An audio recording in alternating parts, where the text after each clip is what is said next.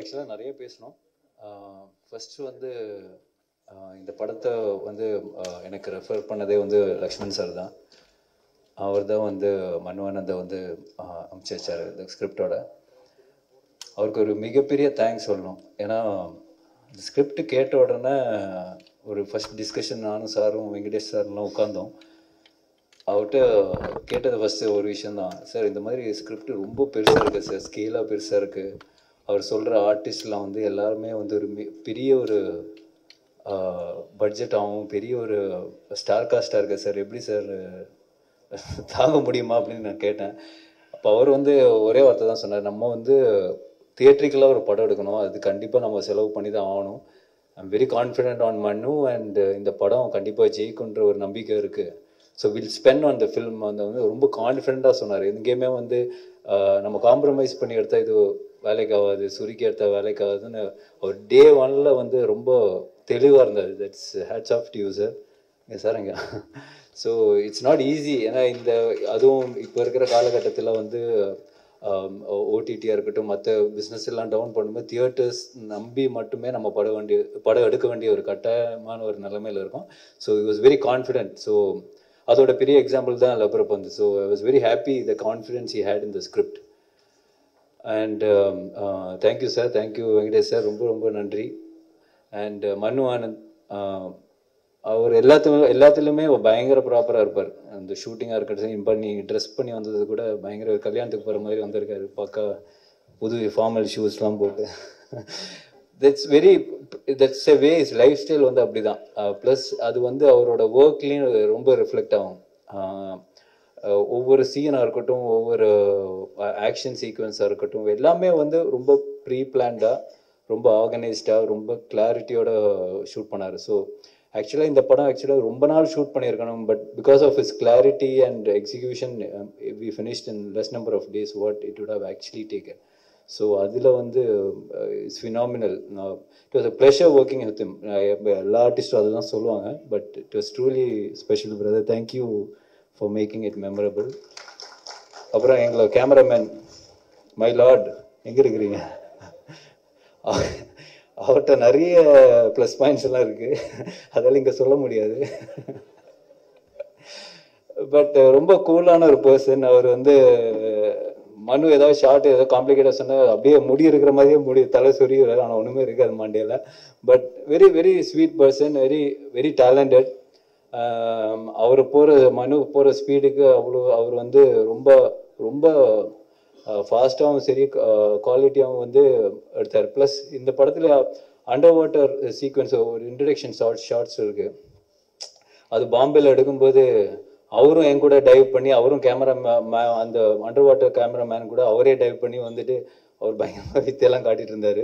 So it's very rare that இந்த மாதிரி ஒரு குவாலிட்டிஸ் இருக்கிற ஒரு கேமராமேன். ரொம்ப டேரிங்காக, ரொம்ப ஒரு ஹேண்டில்டாகவே நிறைய விஷயங்கள் பண்ணுவார். So I think for this film he's done a fantastic job. So that was very sweet of. Thank you sir, thank you so much. அப்புறம் நம்ம music director Dipu sir. I think இந்த படம் பார்த்தோன்னா எல்லாருமே வந்து சொன்னது தான், மீதி எல்லாம் நம்ம கடவுள் திபு சார் தான் இருக்குது அப்படின்னு. ஏன்னா இட்ஸ் எ வெரி ஸ்லீக் ஒரு ஆக்ஷன் ஒரு film. Lot of things depends on the music. அந்த ஒரு எலிவேஷன் இந்த படத்துக்கு கண்டிப்பாக தேவைப்படுது. இப்போ நீங்கள் பார்த்த பாட்டு கூட lovely song, my favourite song.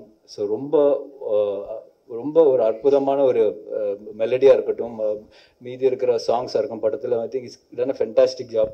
அது இல்லாமல் இப்போ வந்து டீசரில் இருக்கிற ஆர்ஆராக இருக்கட்டும், படத்தில் வர ஆர்ஆராக இருக்கட்டும், I think is phenomenal. So we needed him for this ஃபில்ம்னு சொல்லலாம். ஸோ தட் மச் அந்த அளவுக்கு அவர் வந்து இந்த படத்தில் அவர் இன்புட் கொடுத்துருக்காரு. Thank you sir, thank you so much. எல்லாருக்கும் வணக்கம். இங்கே வந்திருக்கும் பத்திரிகை நண்பர்களுக்கும், TV, internet and social media influencers, all of you, thank you very much for coming.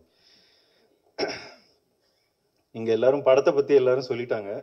So திரும்ப நான் படத்தோட கதையை பற்றியோ அதோட டிஸ்கிரிப்ஷனோ எதுவுமே நான் சொல்ல போகிறதில்ல.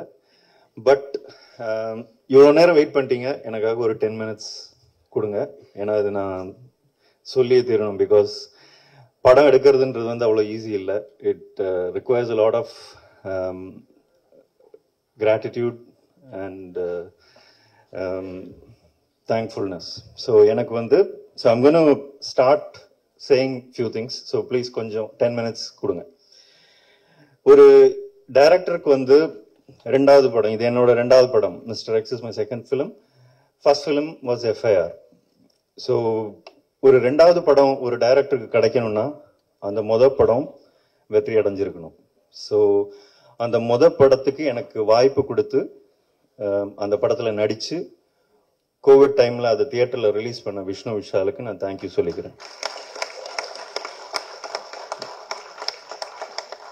பிகாஸ் FIR இல்லைன்னா எனக்கு மிஸ்டர் எக்ஸ் வாய்ப்பு கிடைச்சிருக்காது.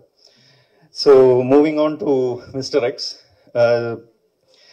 FIR ரிலீஸுக்கு ஒரு மாதம் முன்னாடி எனக்கு ஒரு ஃபோன் கால் வந்தது. எனக்கு நம்பர் யாருன்னு தெரியல. கால் எடுத்தா, பிரதர் நான் வெங்கடேசன் பேசுகிறேன், உங்ககிட்ட உங்களை மீட் பண்ணணும் அப்படின்னா. சார் நீங்கள் எனக்கு வெங்கடேசன் சொன்னோன்னா யாருன்னு தெரியல, பிரின்ஸ் பிக்சர்ஸ்லேருந்து பேசுகிறேன், உங்களை மீட் பண்ணணும் அப்படின்னு சொன்னார். சரி, அந்த பாயிண்டில் வந்து FIR-ஓட ப்ரொமோஷன் ஆரம்பித்த டைம். ஸோ அந்த மாதிரி நிறைய பேர் கூப்பிட்டுருந்தாங்க. ஸோ இது ஏதோ கூப்பிட்றாருன்னு சொல்லிட்டு, சரி சார் நான் ஒரு 2-3 டேஸில் நம்ம மீட் பண்ணலான்ற மாதிரி சொல்லிட்டு விட்டேன். கரெக்டாக 3 நாள் கழிச்சு திரும்ப அவரே கூப்பிட்டாரு. கூப்பிட்டுட்டு பிரின்ஸ் பிக்சர்ஸ்லேருந்து லக்ஷ்மண் சார் உங்களை மீட் பண்ணணும்னு சொல்கிறாரு, நீங்கள் வாங்க அப்படின்னாங்க. அப்போதான் எனக்கு வந்து I got to know who Venkatesan sir is. Sir நீங்கள் கொடுத்த அந்த ஃபர்ஸ்ட் ஃபோன் கால், அந்த ஒரு கால்னால தான் இன்னைக்கு இங்கே நிற்கிறோம். So thank you. So Prince pictures பற்றி எனக்கு பெருசாக ஒன்றும் தெரியல அந்த பாயிண்டில். அப்போது நான் ஒரு எல்டர் பிரதராக பார்க்குற ஒருத்தர் இருக்காருங்க, மிஸ்டர் ராஜீவன் சார், எங்களோட ப்ரொடக்ஷன் டிசைனர். அவருக்கு ஒரு கால் பண்ணி கேட்டேன், சார் இந்த மாதிரி லக்ஷ்மண் சார் பிரின்ஸ் பிக்சர்ஸ், உங்களுக்கு ஏதாவது சஜஷன் இருக்கா, அட்வைஸ் இருக்கா, வாட் டு டூ அப்படின்னு ஒரே ஒரு வார்த்தை தான் சொன்னார், ஜென்டில்மேன், கண்ணை மூடி நம்பலாம், கோ ஃபார் இட் அப்படின்னாரு. So that was what started this association. So ஒரு within few days I met with Lakshman sir. அது பேசினோம், ரொம்ப வார்மாக இருந்தது, ரொம்ப நல்லா ட்ரீட் பண்ணாரு. அப்போ ஐ ஹேட் அனதர் கமிட்மெண்ட், வேற ஒரு படத்தோட கமிட்மெண்ட் இருந்ததுனால இப்போ பண்ண முடியாது, நம்ம அது முடிச்சுட்டு பண்ணலாம். ஓகே பிரதர், நீங்கள் உங்களுக்கு எப்போ வசதியோ பண்ணுங்க அப்படின்னு சொல்லிட்டு விட்டார். தென் FIR released and it did well, thankfully. அதுக்கப்புறம் அந்த நான் பிளான் பண்ணியிருந்த படம் நடக்கலை. அப்போது திரும்ப நானே தான் அவரை ரீச் அவுட் பண்ணி பண்ணலாமா அப்படின்னு கேட்டேன். பல நாள் இமீடியட்டாக சொல்லி நாங்கள் we worked on few stories. அது எதுவும் நாங்கள் ஒரு 6 months அந்த ப்ராசஸ் போச்சு. ஃபைனலி அட் ஒன் பாயிண்ட் ஒரு நாளைக்கு நான் I was working on another script. Mister X என்னோட ரெண்டாவது படம்ன்றது நான் நினச்சி கூட பார்க்கல. அந்த பாயிண்டில் அது ஸ்கீம்லே இல்லை.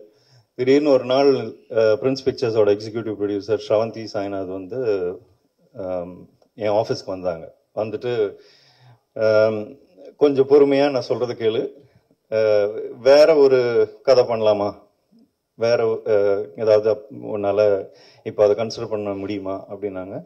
ஓகே பண்ணலாம் அப்படின்னு சொன்னேன். அப்போ தான் ஆர்யா சாருக்கு கதை இருக்கா, அதுக்கு ஆர்யா சாருக்கு ஸ்கிரிப்ட் பண்ண முடியுமா அப்படின்ற மாதிரி கேட்டாங்க.